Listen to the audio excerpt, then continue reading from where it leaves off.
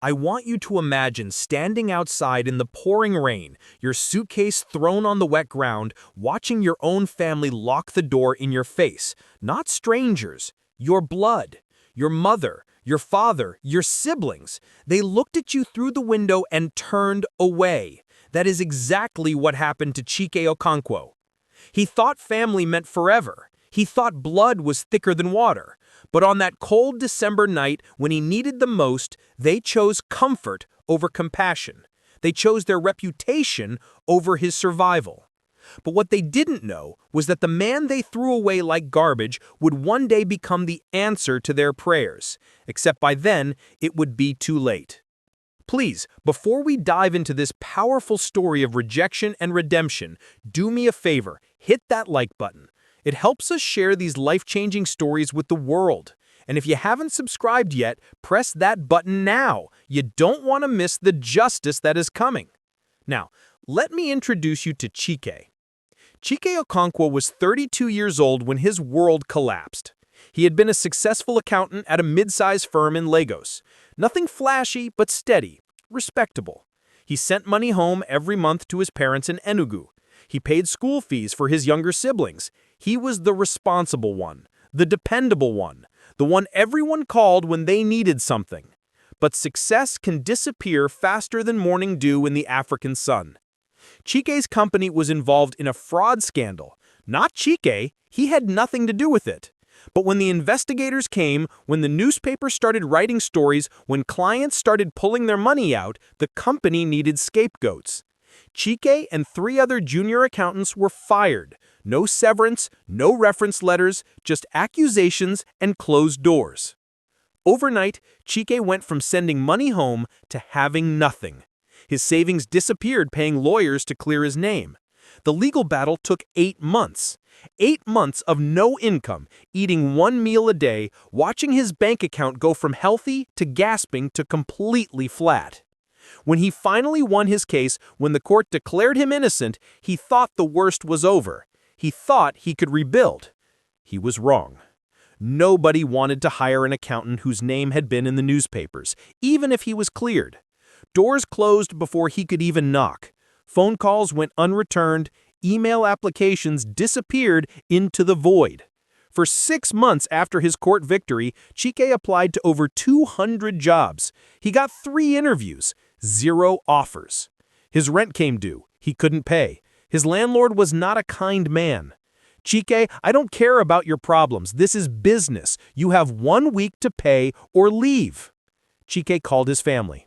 His father, Chike Okonkwo, answered the phone with that voice that already sounded annoyed.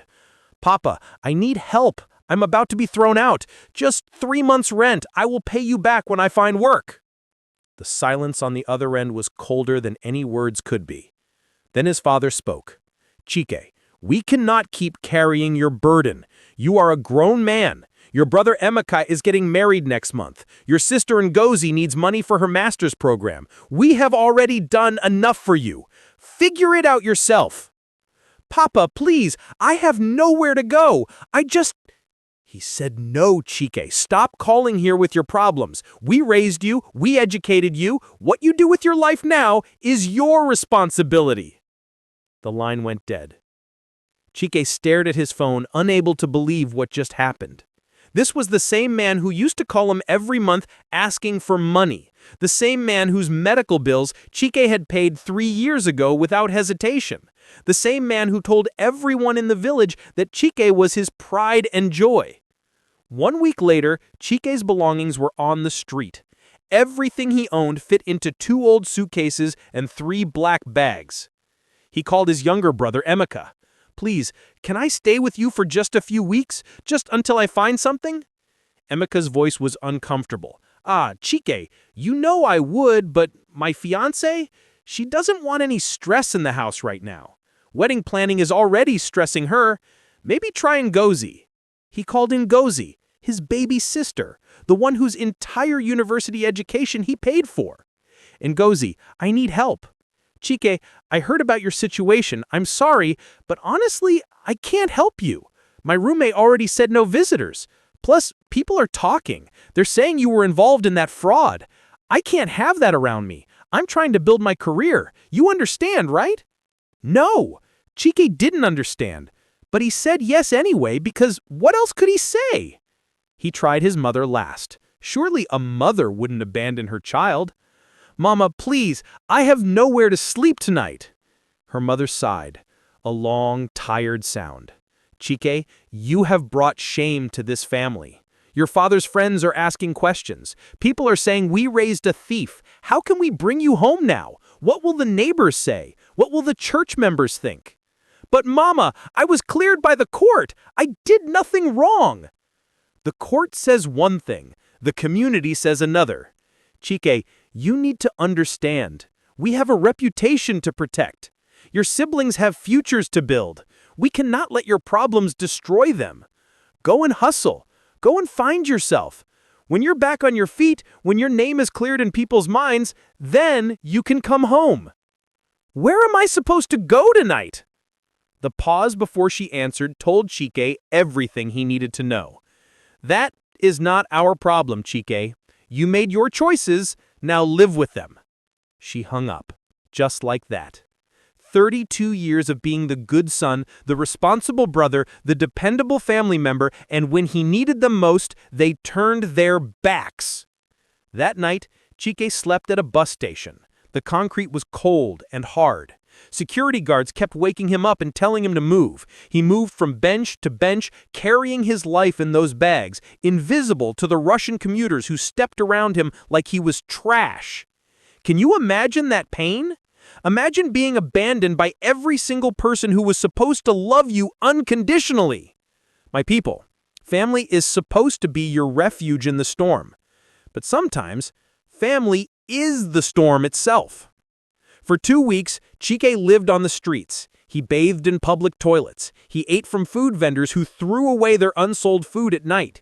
He watched people walk past him, averting their eyes, seeing him as a problem instead of a person. The humiliation was worse than the hunger. The shame was heavier than the cold nights. But Chike made a decision. He would not die on these streets. He would not prove his family right. He would not become the cautionary tale they could tell to make themselves feel better about abandoning him. He started doing odd jobs. Anything, everything. He carried loads at the market. He washed cars. He helped construction workers mix cement. The work was backbreaking. The pay was pittance, but it was something. Every night, he counted his small earnings and divided them carefully. Food, soap, somewhere safe to sleep, even if it was just a spot under a shop awning. One morning, while washing cars at a luxury hotel, a man in an expensive suit watched him work. Chike didn't notice at first. He was focused on getting the wheels perfectly clean. The man finally spoke. "Young man, you're very thorough." Chike looked up, squinting against the sun. "Thank you, sir. I believe if you're going to do something, do it well." The man smiled. "That's a good philosophy. What's your name, Chike?" "Chike Okonkwo, sir." "And what's your story, Chike? You wash cars very well for someone who speaks like an educated person." Something about the man's kind eyes made Chike tell the truth. Not all of it, but enough. "I was an accountant, sir. I ran into some troubles. Lost my job. I'm rebuilding." The man nodded slowly. "Accountant? Do you know Excel? Financial modeling?" "Yes, sir. Very well." The man pulled out a business card. "My name is Adekunle Bello. I run a tech startup. We're building a financial software platform. I need someone who understands accounting and isn't afraid of hard work. Are you interested?" Chike's hands trembled as he took the card. "Sir, Yes, I'm interested. But I should tell you, there was a scandal at my old company. I was cleared by the court, but—" Mr. Bello held up his hand. "I don't care about gossip and old news. I care about character. I've been watching you for 30 minutes. You didn't cut corners on a single car. You treated a car washing job like it was the most important thing in the world. That tells me who you are. Come to my office tomorrow, 9 a.m. sharp." Chike wanted to cry, but he just nodded. "I'll be there, sir. Thank you." That meeting changed everything. Mr. Bello didn't just give Chike a job, he gave him a chance. He gave him a mentor. He gave him belief when Chike had almost stopped believing in himself. The tech startup was called FinFlow Solutions. They were building software to help small businesses in Africa manage their finances. Chike started as a junior analyst. His salary was modest, but to Chike, it felt like winning the lottery. He could afford a small room in a shared apartment. He could buy food without counting every naira. He could hold his head up again. But Chike didn't just do the job. He poured everything he had into that company. He worked 18-hour days. He taught himself coding in the evenings. He studied every aspect of the business. Within 6 months, he had redesigned their entire financial model, cutting costs by 30% and increasing efficiency by 50%. Mr. Bello called him into his office. "Chike, I'm promoting you to Chief Financial Officer. Also, I'm giving you equity in the company, 5%. You've earned it." Chike was speechless. 5% of a startup might not sound like much, but Mr. Bello believed this company was going somewhere big, and he wanted Chike to go there with him. He was right. FinFlow Solutions exploded. Within 2 years, they had clients across 15 African countries. Banks started noticing them. International investors came calling. The company that started in a small office with 6 people now had 200 employees and offices in 3 countries. 3 years after washing cars in a hotel parking lot, Chike Okonkwo was worth $12 million. His 5% stake in FinFlow, combined with his salary and bonuses, had made him wealthy beyond his wildest dreams. But here's what money couldn't buy: peace with his past. Every time Chike achieved something new, he thought about his family, the family that threw him away. Part of him wanted to rub his success in their faces. Part of him wanted to forgive them. Part of him just wanted to forget they existed. He changed his phone number. He moved to a luxury apartment in Victoria Island. He drove a Range Rover. He wore custom suits. He became the man his family always said he could be. But he became that man without them. The universe has a way of bringing things full circle. 4 years after Chike's family abandoned him, his phone rang. Not his old number, his new one, the number only business contacts had. But somehow his brother Emeka had found it. "Chike, brother, finally! I've been trying to reach you for months." Chike's voice was cold. "How did you get this number?" "Does it matter? Chike, we need to talk. It's about Papa. He's very sick. Kidney failure. He needs dialysis. The doctors say he needs a transplant eventually. The bills are destroying us." Something twisted in Chike's chest. His father was sick. The man who told him to figure it out himself was now in crisis. "I'm sorry to hear that, Emeka. That must be difficult."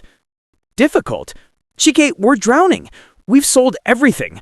The land Papa was saving for retirement, Mama's jewelry. We've borrowed from everyone we know. The hospital is threatening to stop treatment. Chike, we need help. We need you." There it was. The words his family never said when he was sleeping on the streets. "You need me." "Yes, you're our brother. Your family. Please, Chike. I know things ended badly before, but that's in the past. We're family. Family helps family." Chike laughed. It was not a happy sound. Family helps family? Where was family when I was homeless, Emeka? Where was family when I was eating from garbage bins? Where was family when I called begging for a place to sleep? Silence. "Chike, we made mistakes, but surely you can forgive us. Surely you won't let Papa die because of pride." "Pride?" Chike's voice rose. "You think this is about pride? This is about consequences, Emeka. This is about you people choosing your reputation over my survival. This is about Mama telling me my problems were not her problem. Where did you all learn that lesson? From me. You taught me that when family becomes inconvenient, you throw them away. Chike, please, how much do you need?" Emeka's voice filled with hope. "The surgery will cost about 8 million naira. The dialysis is costing 400,000 every month. If you could help with even half." "I'm not giving you anything, Emeka." The hope died. "What?" "I said, No, not one kobo. Figure it out yourselves. You're grown people. What you do with your lives now is your responsibility. Those are Papa's words, not mine. Give them back to him. You can't be serious. You're going to let your father die? I'm not letting him do anything. His kidneys are failing. That's not my fault. That's not my responsibility, just like my homelessness wasn't your responsibility. Remember? Tell Papa I said he should go and hustle. Tell him to go and find himself. When he's back on his feet, when his kidneys are working again, then he can call me. Chike, you're not this cruel. I know you. You're angry, but you're not heartless. You don't know me anymore, Emeka. The Chike you knew died on the streets you left him on. The Chike talking to you now learned a very expensive lesson about family. And here's another lesson for free. Actions have consequences. Now you all get to live with yours. Chike hung up. His hands were shaking. His heart was pounding. But he felt something else. Something that felt almost like freedom. The calls didn't stop. Ngozi called, crying. Chike, please. I'm sorry. I was young and stupid. I made a mistake. Please don't punish Papa for my mistake. Tell me, Ngozi, when you got your degree, the one I paid for, did you thank me? Of course I did. And when you got your first job, did you offer to pay me back even a little bit? Silence. And when I called you begging for help, what did you say? Something about protecting your career? About not wanting my shame around you? Does any of this sound familiar? Chike, I was wrong. I know I was wrong, but please. No. The answer is no. And Ngozi, don't call this number again. His mother called. This time, she was crying. Real tears, not the fake ones from before. Chike, my son, please. Your father is dying. Whatever happened between us, he doesn't deserve this. Mama, let me ask you something. When you hung up on me, when you told me my problems were not your problem, did you think about what I deserved? Did you think about the fact that I had paid for Papa's surgery 3 years before? Did you think about how I sent money every single month, even when I was struggling? We were trying to protect the family. You were protecting your reputation. There's a difference.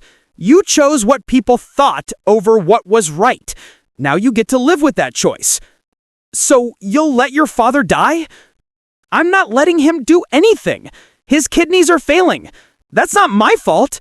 That's not my responsibility, just like my homelessness wasn't your responsibility. Remember? Tell Papa I said he should go and hustle. Tell him to go and find himself. When he's back on his feet, when his kidneys are working again, then he can call me. You're heartless. You're wicked. I carried you for 9 months. I raised you. And this is how you repay me? You raised me to be independent, Mama, to handle my own problems, to not burden others with my troubles. You taught me that family is conditional, that love has limits, that when things get hard, people disappear. I learned my lessons well. Thank you for being such a good teacher. He hung up on his mother, something he never thought he would do, but it felt necessary. It felt like finally standing up after being pushed down for too long. The community got involved. Church members started calling.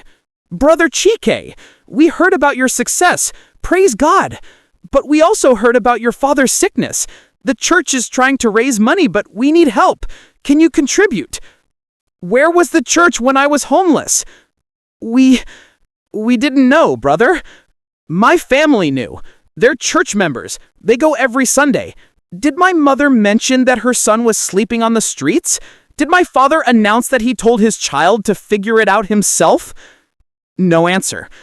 That's what I thought. Tell the church to ask my family why they suddenly need help after spending 4 years pretending I don't exist. Even old family friends tried. Mr. Okafor, his father's best friend, called. Chike, my boy, I understand you're angry. You have every right to be. But think about this carefully. If your father dies and you did nothing, you'll have to live with that forever.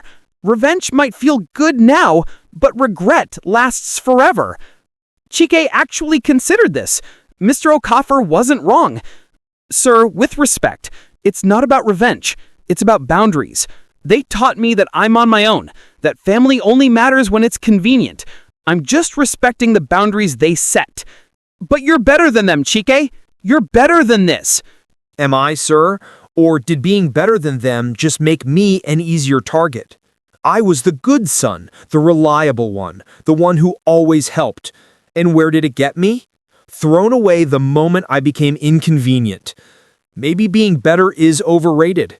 Maybe boundaries are healthier than being endlessly available to people who only value you when you're useful.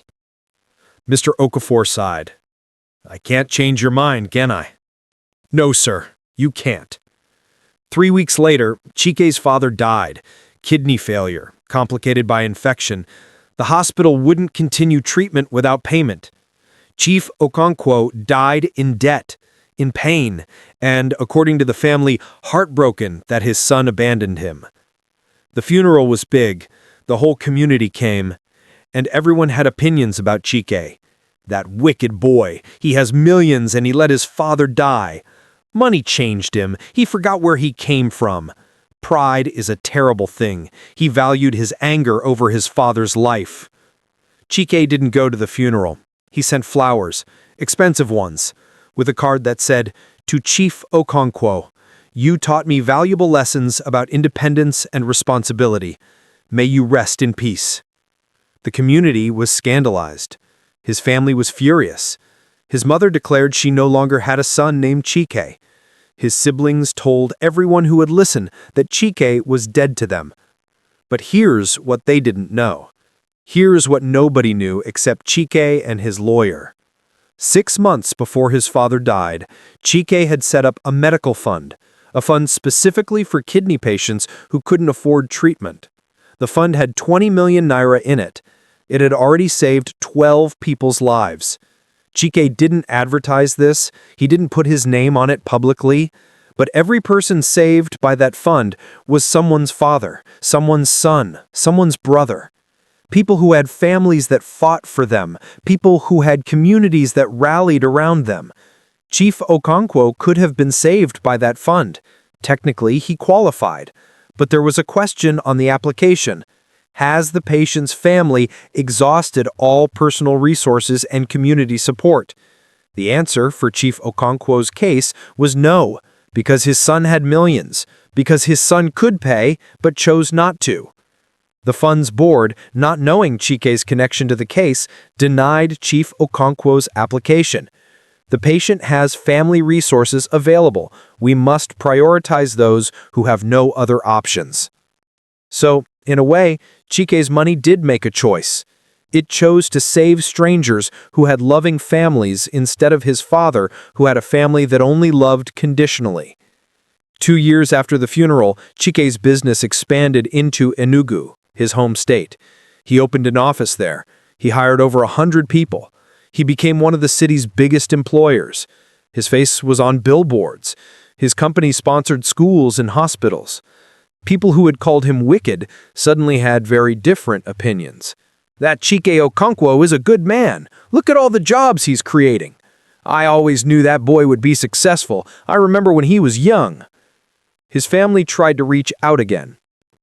Different tactics this time. Emeka sent a message. Congratulations on your success. No hard feelings about the past. Let's just move forward. We're still family. Ngozi sent photos of her wedding invitation. I'm getting married. I know we haven't talked, but you're my brother. I want you there. His mother sent a message through a mutual friend. Tell Chike he's still my son. Tell him I forgive him. Tell him he's welcome home anytime. Forgive him. As if he was the one who needed forgiving.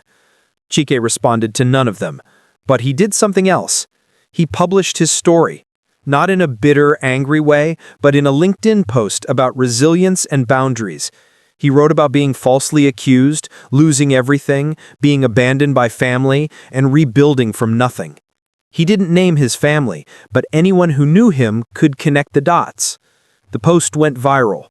Millions of people read it. Thousands shared their own stories of family betrayal. Hundreds of thousands of people praised Chike for his strength and honesty. His family was humiliated again. Not because Chike attacked them, but because the truth is humiliating when you're on the wrong side of it. Years passed. Chike never reconciled with his family. He built his own family instead. He married a woman who knew him when he was nobody, someone who loved him before the money, before the success. They had children, beautiful children, who would never know what it's like to be abandoned. Chike taught his children different lessons than the ones his family taught him. He taught them that family is earned, not just given. That love is demonstrated through actions, not just words. That when someone shows you who they are, believe them the first time. When his children asked about their grandparents, Chike told them the truth, not to poison them, but to teach them. Your grandparents taught me important lessons. They taught me about resilience, about self-reliance, about not depending on people who call you family but act like strangers. I'm grateful for those lessons, even though learning them was painful. Today, Chike is worth over $40 million. FindFlow Solutions is one of Africa's leading fintech companies. Chike sits on boards, he gives speeches, he mentors young entrepreneurs. He helps people who remind him of himself, people who are down but not out, people who just need one person to believe in them. He created a scholarship fund for young people who have been rejected by their families. He built a shelter for people experiencing homelessness. He funded medical treatments for people whose families couldn't or wouldn't help. Everything his family refused to do for him, he does for strangers, and it brings him more peace than revenge ever could. People still ask him, "Do you regret not helping your father?" His answer is always the same.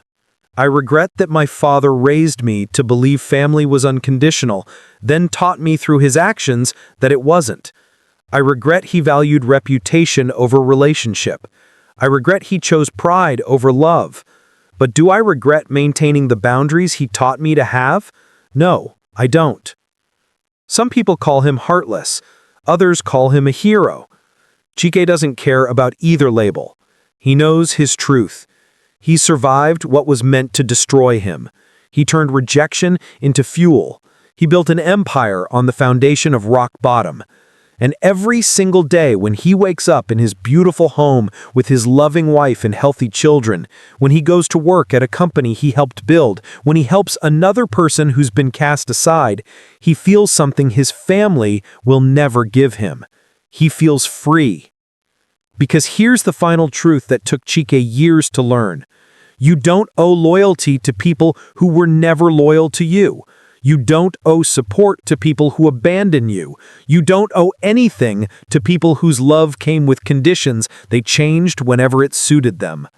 Family is supposed to be your foundation, but when your foundation is made of sand, sometimes the healthiest thing you can do is walk away and build your own solid ground. Chike Okonkwo built his own ground, and on that ground he built a life worth living. A life his family can watch from a distance but can never touch. Because the door they locked 4 years ago, it's still locked. Only now, Chike is on the inside, and they're the ones standing in the rain. As I finish this story, I want you to remember something important. Forgiveness is powerful, but so are boundaries. Reconciliation is beautiful, but so is self-preservation. Not every relationship deserves to be saved. Some relationships need to end so you can begin. Chike's family taught him that love is conditional, but through that painful lesson, Chike learned something more important. Self-love is not. You are worthy of support, dignity, and care, regardless of whether your family provides it. If this story touched your heart, hit that like button. Subscribe to this channel for more powerful stories that will change how you see the world. And remember, sometimes the family you choose is better than the family you were born into. Sometimes walking away is the bravest thing you can do. Chike Okonkwo lives well, not to spite his family, but to honor himself. And that is the sweetest victory of all.